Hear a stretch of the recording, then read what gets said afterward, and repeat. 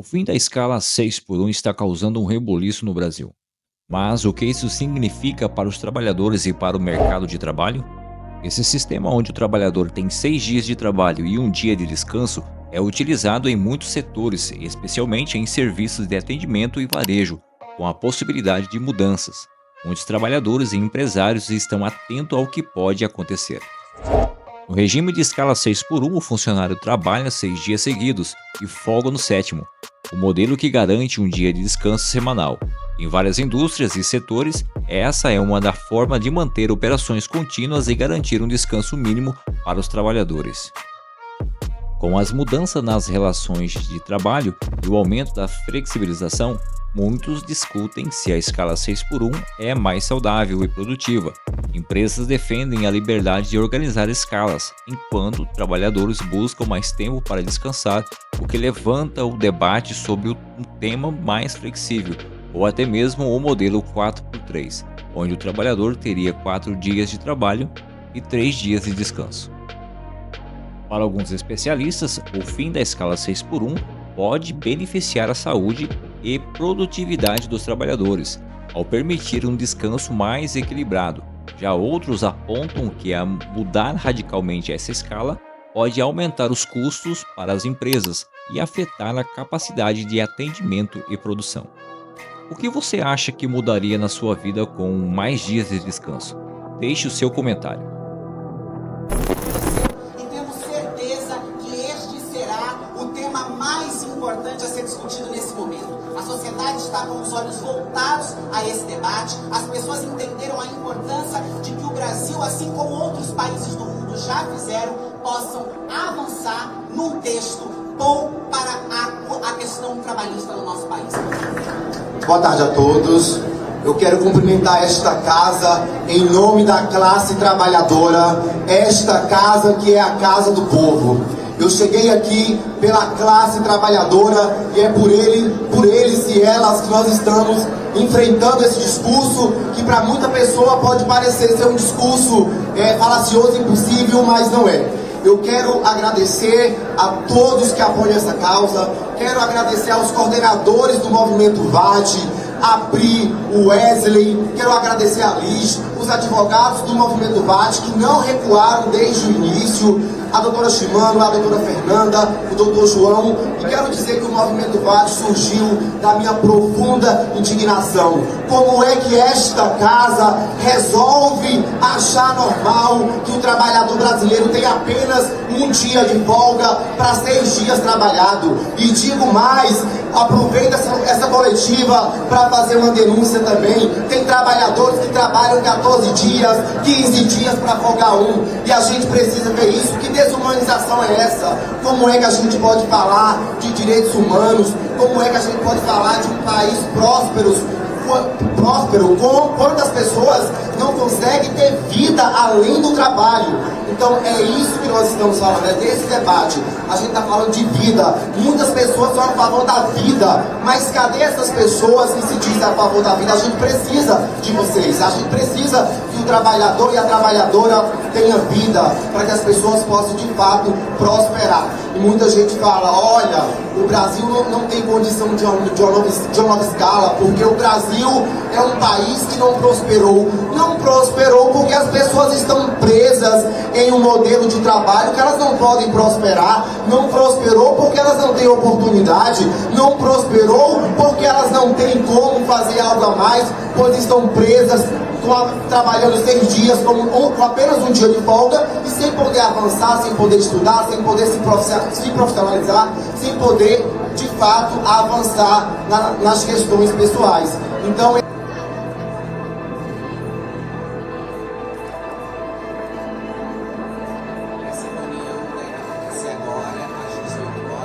a gente espera conseguir dialogar com o governo para entender quais são os próximos passos por parte do governo, como a gente pode unificar as forças daquilo que a gente já está produzindo. O debate está levantado, está pulsando, está na sociedade.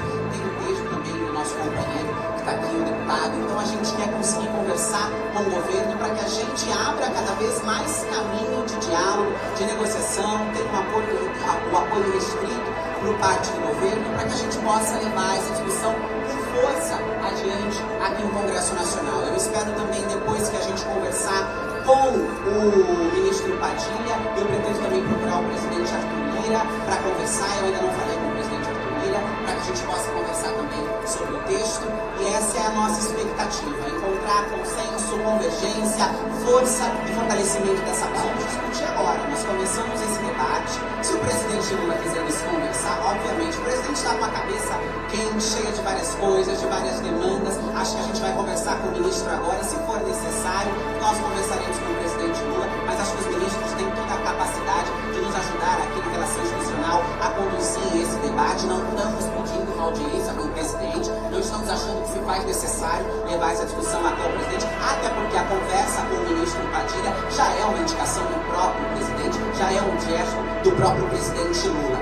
Com relação à nota do ministro do Trabalho, eu acho que é uma declaração do ministro legítima. Nós estivemos com o movimento no Ministério do Trabalho, o ministro se posicionou, colocou a argumentação dele, que tem o seu valor e tem a sua verdade. Eu acho que no fim do dia são tentativas de somar os esforços para reduzir a carga exploratória de trabalho. Nós estamos indo por uma via, o ministro propõe uma nova via. Talvez a via pensada pelo ministro caiba em determinadas situações e a nossa caiba em outros contextos.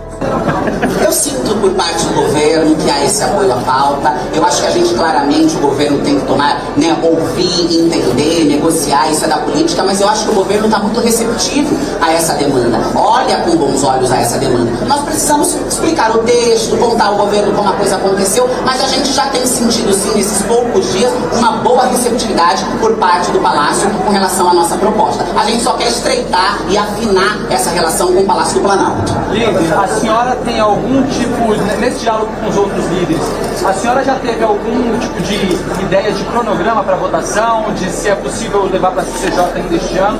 Como que estão esses diálogos com os outros líderes? O que nós conversamos com as bancadas e com as lideranças até o momento é pedindo assinatura, é tentando que as bancadas possam fazer de forma integral, porque havia bancadas que alguns deputados haviam assinado, outros deputados não tinham assinado ainda, e a gente tem buscado os líderes para dizer, olha, será que não há uma possibilidade na reunião de bancada, de orientar, e essa tem sido a nossa conversa. Nós ainda não pensamos em cronograma, nós não protocolamos ainda, não sabemos se protocolaremos hoje, amanhã já temos as assinaturas necessárias, mas mantemos aberto porque ainda há muitos deputados nos procurando, dizendo para que a gente possa esperar, porque ainda vai haver reunião de bancada, então não tem um cronograma. As conversas até o presente momento com os líderes foram, precisamos do apoio das assinaturas e seria muito bom que as bancadas de forma generalizada pudessem assinar a nossa proposta.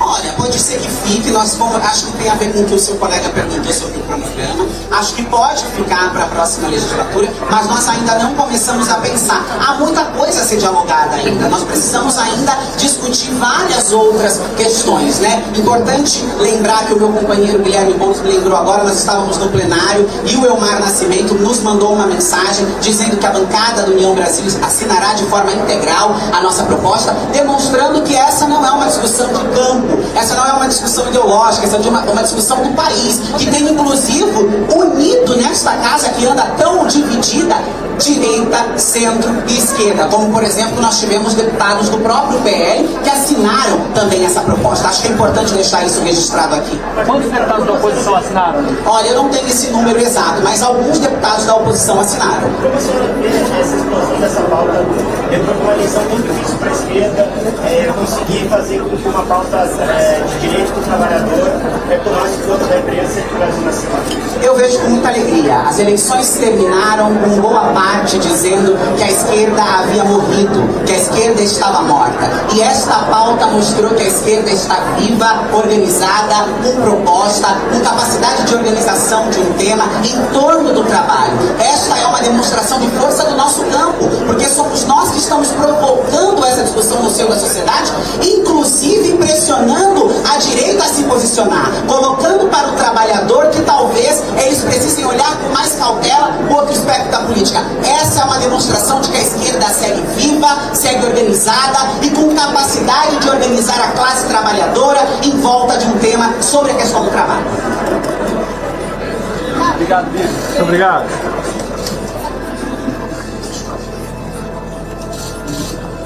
Gente, só um ponto que a deputada Erika Hilton trouxe aqui, que o RIC, aliás, nos últimos dias, a pedido da Erika, operamos para conseguir mais assinaturas, é que o número de assinaturas, na nossa expectativa, vai ultrapassar em muito aquele necessário.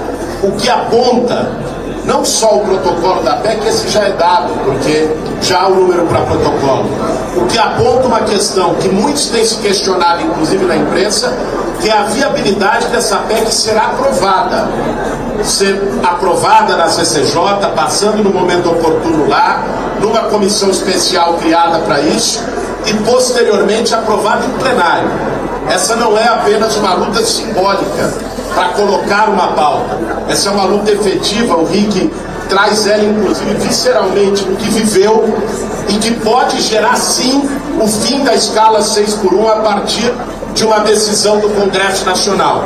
Por exemplo, o retorno que o deputado Omar Nascimento deu de ao menos 40 assinaturas da bancada do União Brasil, que já estão sendo colhidas neste momento, deputados do Republicanos, deputados do PP, deputados que não necessariamente votam com o governo e que frequentemente não votam com a esquerda, já sinalizaram não apenas a assinatura, como compromisso com o mérito. Então, é importante dizer que essa PEC é viável de ser aprovada aqui no Congresso Nacional, e o que se faz com o protocolo é abrir a discussão. Abrindo-se a discussão, os vários temas que foram trazidos, inclusive como questionamento, vão poder ser colocados com tranquilidade no tempo da discussão. O que fazer no caso dos pequenos empresários, pequenos comerciantes, médios comerciantes, onde se discute inclusive a perspectiva de se ter algum tipo de compensação via desoneração para que garanta tanto a sustentabilidade desses negócios e dos empregos, mas também uma jornada de trabalho que seja humanizada para esses trabalhadores, né? Então todos esses temas, que alguns foram antecipados, vão ser discutidos a partir do protocolo da PEC. O que eu queria só afirmar, particularmente nos últimos dias, dialogando com deputados de diferentes campos políticos, inclusive do centro e da direita, é que essa PEC tem condições reais de ser aprovada, que a proposta inicial veio de um movimento social, e parabenizo publicamente o RIC e todos os coordenadores do movimento Vida Além do Trabalho, que foi incorporada pela nossa líder da Federação Pessoal Rede, minha colega Erika Hilton, e que agora o debate tem que ser feito no Congresso Nacional, tratando desses temas, do tema dos pequenos e dos médios, do tema do impacto financeiro, mas o debate, e o propósito do debate é esse, é que para além de qualquer discussão sobre impacto financeiro, existe uma discussão humana, sobre o impacto humano, de bem-estar, de saúde mental na vida dos trabalhadores brasileiros. Esse debate já está colocado, é uma etapa vencida. A próxima etapa é fazer tramitar, vencer os votos aqui no Congresso Nacional e melhorar a vida dos trabalhadores brasileiros. Passo para os demais colegas poderem falar aqui também. Primeiramente, quero parabenizar a deputada Erika Hilton pelo protocolo da PEC, parabenizar o RIC aqui pela iniciativa e me dedicar de forma muito breve a dois pontos fundamentais que foi aqui questionado. Primeiro, no que diz respeito à questão orçamentária, aos impactos financeiros da aplicabilidade dessa nova jornada. Aqueles que assim afirmaram que não teria condições, pois não tem um impacto financeiro apresentado, assim fizeram por falta de fundamentos reais contrários a essa PEC. Isso porque, a partir do momento que se coleta as assinaturas, que se tem as assinaturas necessárias, é o caminho para que a PEC possa tramitar aqui na casa e aí sim, termos audiências públicas, temos oportunidade de debater e trazer os fundamentos necessários, não apenas fundamentos jurídicos, os impactos financeiros, que sim, nós vamos apresentar e demonstrar que é possível fazer, que é possível modificar essa jornada em prol da melhoria na qualidade de vida do trabalhador, em prol da melhoria na qualidade da prestação desse serviço. Quero também aqui dedicar um outro ponto fundamental, que diz respeito à previsão da votação. Quando esse projeto vai ser votado? Quando vai ser aprovado? Quando vai ser deliberado? Isso felizmente, depende de cada um de vocês. Depende da imprensa compartilhar, divulgar, informar a população e depende do povo brasileiro continuar reivindicando nas redes sociais, pressionando, fazer aquilo que outrora aquele que dá o nome ao nosso plenário, Ulisses Guimarães, nos ensinou. Nós não podemos e nós não vamos ignorar as vozes loucas que vêm das ruas. E é por isso que aqui eu conclamo, convido todos para que continuem nessa mobilização, nessa pressão, para que aqueles que aqui estão não deixem de fazer aquilo que é de interesse público, que é de interesse real do povo brasileiro. Obrigado. Boa tarde a todas e todos, Alice Portugal, PCdoB Bahia. No momento em que a deputada Érica Hilton apresentou a matéria em plenário, me associei como coautora da matéria e como sindicalista tradicional, quero dizer que muitos não acreditavam que aprovássemos em período inóspito o piso do magistério. É uma realidade. O piso da enfermagem é uma realidade. Poderá ser uma realidade o resgate de direitos a uma jornada de trabalho humanizada. O sindicalismo tradicional há anos luta pela redução de jornada sem redução de salário. A roupagem era fim das 44 horas e pelas 40 horas semanais. No entanto, ela ganha a roupagem da modernidade, das redes sociais, da juventude, da diversidade, porque o trabalho é para todos e todas. Por isso mesmo, a matéria tem grande valor e tenho certeza que a Câmara dos Deputados, com o clamor das ruas, não se furtará a aprovação da PEC. A bancada do PCdoB assinou integralmente a PEC que garante humanização da jornada de trabalho. Uma palavra breve, parabenizar a Érica pela iniciativa, o Rick por trazer essa pauta agora. Não é estranho colocar na Constituição a jornada, ela já está lá. Antes da Constituinte 88, a jornada era de 48 horas. Foi um movimento na época que fez uma pressão enorme para que se pautasse a jornada para 40 horas semanais, que era a pauta do movimento sindical à época. E através de um acordo feito aqui, a Constituinte estabeleceu a jornada de 44 horas. E ainda é injusto, porque é ainda uma jornada, como se diz hoje, 6 por 1. Então, quando a Érica traz isso agora, neste momento, isso ganha essa dimensão, é preciso entender o que estão esses trabalhadores passando no sentido da exploração nesse momento. Muitos jovens, muitas jovens, muitos que estão na área de comércio e agora reivindicam que essa jornada seja finalmente diminuída para 36 horas, que é uma tendência mundial. Por isso, eu passei também a ser coautor da proposta, lembrando que outras propostas estão aqui. O deputado Reginaldo, já como uma PEC, o senador Paim, também no Senado. Portanto, é algo que é uma luta histórica, Érico. Você está de parabéns em trazer nesse momento e vamos pressionar para aprová-lo. E, claro, trazer, como a Érica disse, o governo também para o apoio desta pauta, que com certeza virá. É isso. Eu quero cumprimentar a Érica Hilton e Reginaldo Lopes pelas iniciativas e referir duas questões. A primeira é que a matéria é absolutamente atual no mundo. Em vários países existem projetos em andamento. Na Alemanha, no Reino Unido, por exemplo, projetos que foram realizados com redução da carga horária, agregaram qualidade de vida, produtividade e enfrentaram, garantindo maior empregabilidade. Sobretudo porque o projeto tem lastro no direito humano ao trabalho, na proteção do trabalho, no enfrentamento da desregulamentação, mas também em uma dimensão que é, nós temos um avanço tecnológico que exige novas formas de abordagem do mundo do trabalho para garantir o desenvolvimento e o direito ao trabalho. Então a proposta é contemporânea, sobretudo neste período de avanço tecnológico. O avanço tecnológico não deve servir apenas para a lucratividade. O avanço tecnológico serve, para Érica Hilton, deputado Reginaldo, para a qualidade de vida. Em segundo lugar, quero abordar aqui que os pequenos eu tenho recebido alguns contatos, não se preocupem, porque tanto o deputado Reginaldo quanto a deputada Érica e todas que subscrevemos, estamos atentos à preservação de toda a particularidade econômica daqueles que são pequenos, empresários, pequenas, que são parte da nossa preocupação de forma permanente.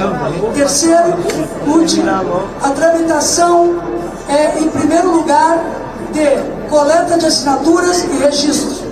A partir disso, organiza-se pela mesa diretora a distribuição automática que vai à Comissão de Constituição e Justiça. Na Comissão de Constituição e Justiça é definida a admissibilidade. E este período é muito importante. Adianto a vocês que alguns dirão que não é constitucional, mas a matéria é totalmente coerente com a Constituição de 88, a matéria é constitucional. A retirada de direitos do mundo do trabalho é inconstitucional, mas assegurar direitos do mundo do trabalho é coerente com a Constituição de 88. E aí, a partir da admissibilidade, 40 sessões de debate de uma comissão especial, onde os ajustes são feitos. Mas, sem dúvida, o principal, estamos debatendo o mundo do trabalho a partir do reconhecimento de direitos de homens e de mulheres que têm sido violadas do seu direito essencial a um ambiente de trabalho. Então, cumprimentos, deputada Érica Hilton, cumprimentos, deputado Reginaldo. O tema certamente é coerente com o regimento e com a Constituição Federal. Muito obrigado. Primeiro eu quero aqui registrar a deputada Érica Hilton e Rick Azevedo, reconhecer que, publicamente, o extraordinário movimento criado na sociedade. Esta é uma pauta que não é uma pauta ideológica. Fazer redução da jornada de trabalho não é ideológica. Ela é uma pauta estruturante para as novas relações do mundo do trabalho no século XXI. Evidente que nós não estamos discutindo ainda o mérito, nós vamos discutir a admissibilidade. Tem admissibilidade. No mérito, nós vamos enfrentar as principais perguntas e vamos responder. Eu posso dizer, depois de 36 anos da redução da jornada de trabalho no Brasil, de 48 horas para 44, sendo que naquela época a defesa era por 40 horas, portanto que abrimos um precedente para que nas negociações coletivas pudessem reduzir ainda mais a jornada de trabalho no Brasil. Esse é o debate mais importante, é um debate estruturante. De 36 anos para cá, só houve ganho de produtividade, o mundo é outro. Pós-pandemia, o mundo é outro. Uma economia digital, uma economia tecnológica, avanços extraordinários no campo da ciência. Olha o agro faz uma safra, 2, 3 safras. Olha a indústria brasileira. Portanto, nós temos a obrigação de compartilhar esses ganhos com a classe trabalhadora. É inaceitável uma jornada 6 por 1. É inaceitável. E eu falo isso porque o Rick Azevedo tem uma coisa de proximidade com a minha vida. Eu trabalhei 10 anos numa padaria, que a minha jornada era 6,5 por mês. Eu trabalhava 6 dias e no domingo abria a padaria 8 horas da manhã e fechava o domingo. Para eu estudar para a matéria, Maria do Carmo, eu tinha que matar uma aula, a primeira aula, para estudar na noite, para fazer a prova. Quando a prova era no primeiro horário, eu dançava. Então é fundamental para a classe trabalhadora. Depois da pandemia, nós vemos uma epidemia de doença mental. É fundamental o convívio com os amigos, o convívio com a cultura, o convívio com o tempo livre, o convívio com os filhos, na educação, compartilhar essa tarefa com as mulheres. Então é fundamental nesse momento a redução de 44 para 36. Podemos criar uma transição, eu defendo transição, para tirar os impactos de custo e os impactos do processo inflacionário. Nós temos que determinar pela Constituição 36, permitir, porque o Brasil já tem 3 por 4, 4 por 3, 5 por 2, só tem para os mais pobres 6 por 1, com 50, 54 horas de trabalho só para quem ganha menos e para os mais pobres. O Brasil tem uma armadilha com a renda baixa. Para melhorar a economia tem que aumentar a renda do trabalhador, a renda per capita. E para o trabalhador melhorar a renda per capita, ele precisa de qualificação permanente no século das incertezas, das ansiedades climáticas, das ansiedades das mudanças no mundo do trabalho. E para isso, nós temos que fazer uma redução da escala de trabalho no Brasil, não pode ser superior a 5/2 e temos que fazer imediatamente uma redução de 44/36. Érica, parabéns, conte comigo e vamos juntos nessa caminhada. As trabalhadoras juntas, a esquerda junto, para fazer o melhor para o nosso povo. Parabéns. Sou a professora Luciane Cavalcante, deputada federal. Eu quero aqui conversar com as pessoas que estão nos assistindo de casa, que não estão aqui no Congresso Nacional nesse momento. Quero chamar a atenção para esse dia, para esse momento que a gente está vivendo, porque aqui a gente está fazendo história. Com muito orgulho, a gente tem como líder da nossa bancada, vou esperar a Érica.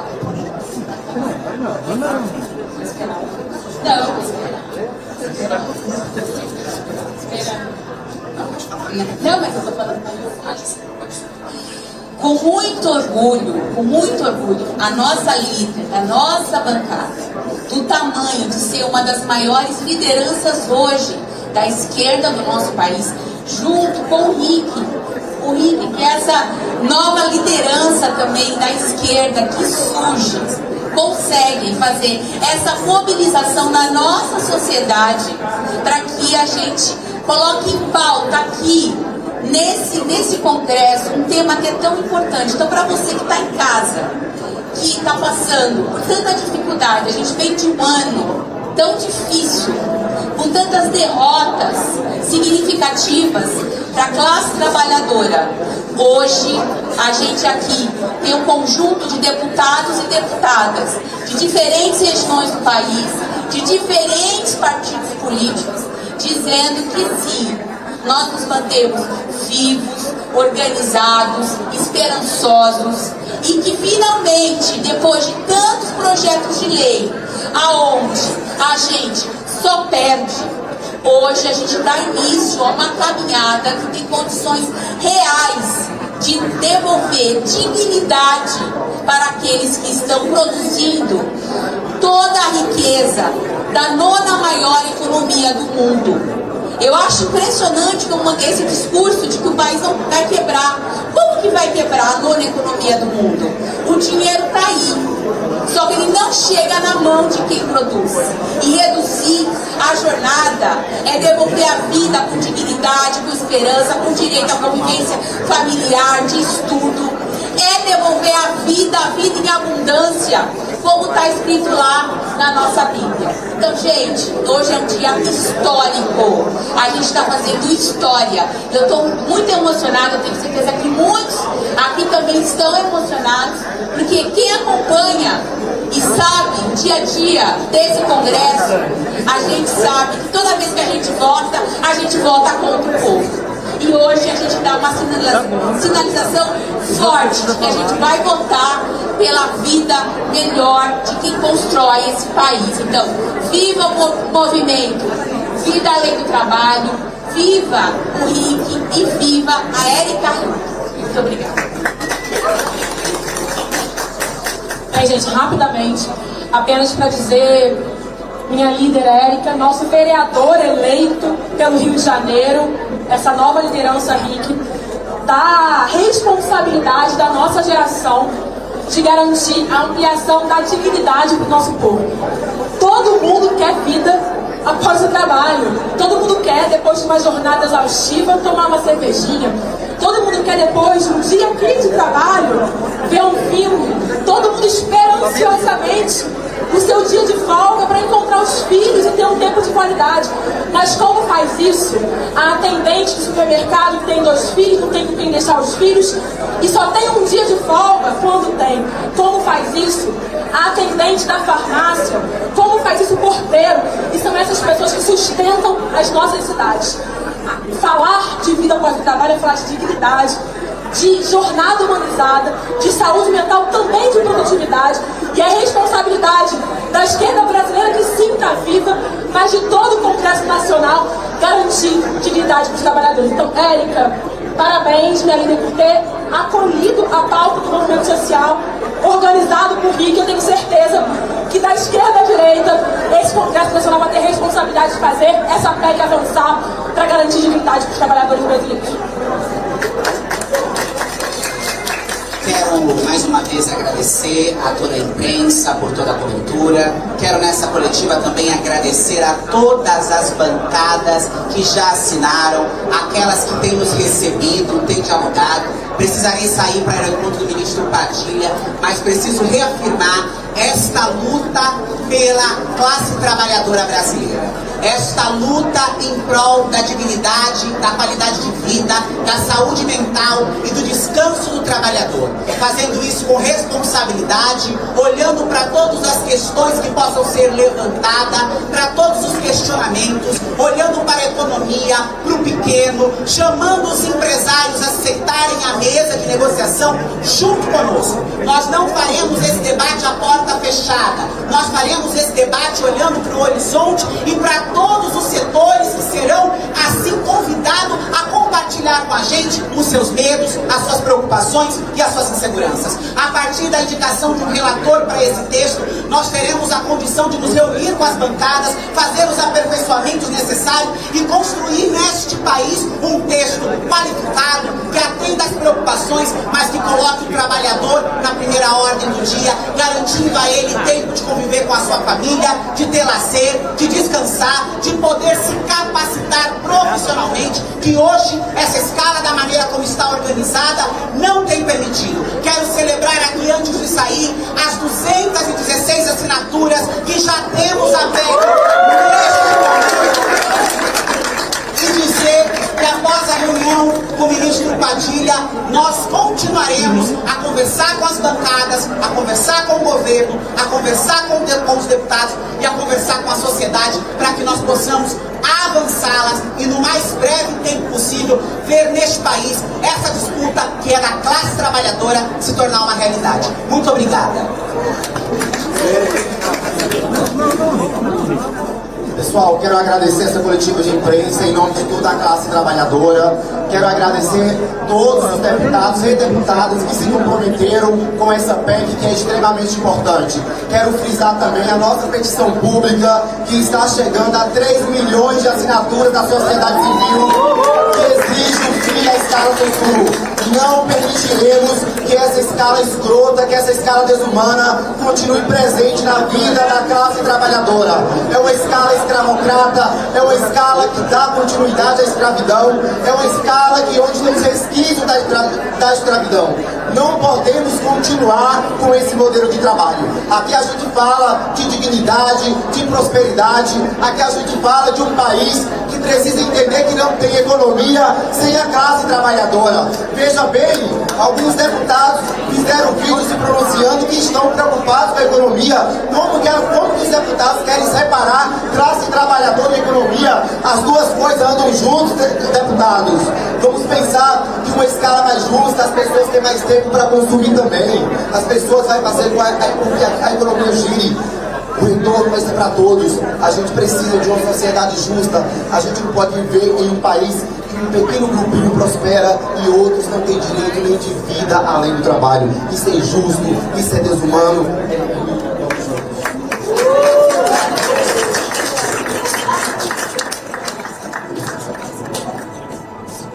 Pessoal, é muito importante conseguirmos agora mais das assinaturas necessárias para a PEC ser protocolada, mas a nossa luta vai permanecer nas ruas e temos atos agora marcados para o dia 15 de novembro, que é no feriado de proclamação da República, inclusive meu aniversário, e eu vou estar nas ruas contemplando meu aniversário com esse ato pró-classe trabalhadora.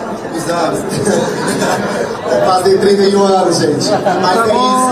Quero convocar todos nas minhas redes sociais, tem os cards, teremos atos aqui em Brasília, teremos atos em São Paulo, Rio de Janeiro, Fortaleza, Porto Alegre, Florianópolis, São Luís, Curitiba, Belém do Pará, entre outros estados, capitais e cidades que estamos organizando. Muito obrigado. Muito obrigado. Esse debate precisa andar e andar para frente, porque não tem um país próspero sem a classe trabalhadora. Tamo junto. Muito obrigado. Muito obrigado.